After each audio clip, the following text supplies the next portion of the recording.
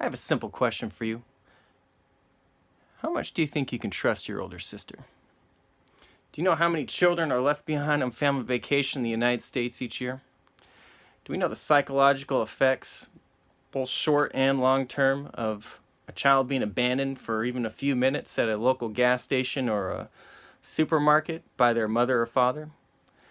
No, there's no body that really keeps statistics on that or follows that study. But I know from personal experience that while I was abandoned at 9 years old at a gas station slash orange juice stand in Florida, I grew actually more resilient and learned a lot more about how to handle stressful situations.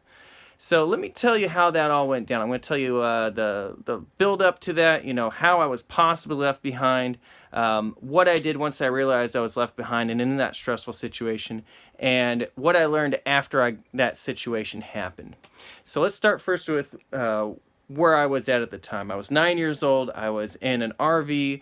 My family had been on a long road trip across the United States. We were leaving Disney World, and we were in the middle of nowhere in Central Florida, heading up north, and we stopped for this gas station slash orange juice stand. My sister needed to use the restroom. She was a couple years older than me. She wanted someone to walk her there. I said I would. And when she came out of the restroom, I found that I needed to go. So I was like, hey, can you wait for me? That'd be really nice.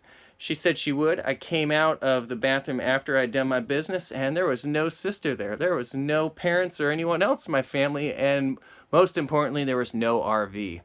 Well, I felt some panic at that point.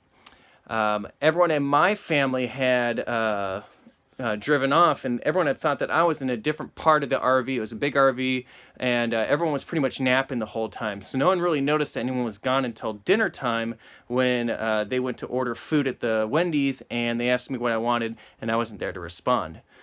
Now, when I realized that I was abandoned or left behind, I again looked out the window, oh man, I went and told the manager, Brenda, who was behind the counter. I've never met her before. But I told her that I think my family, and then I started to cry really hard. Left me. Okay, so I'm in this really hairy situation.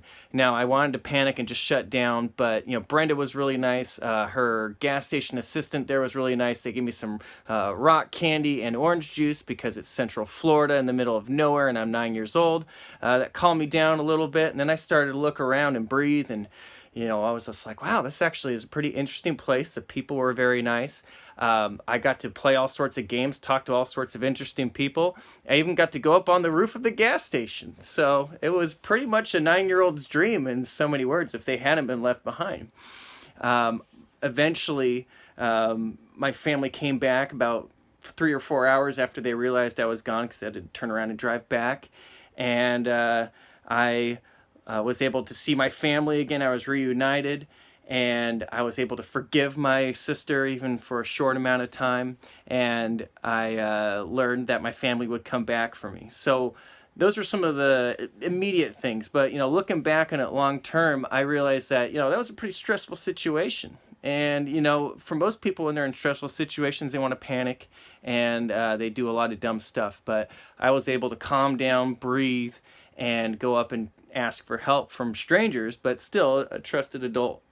And so I realized from that most people are generally pretty good and they want to take care of you. And that served me well by making friends with a lot of different kinds of people that some other people normally wouldn't be so likely to ask for help or friendship with.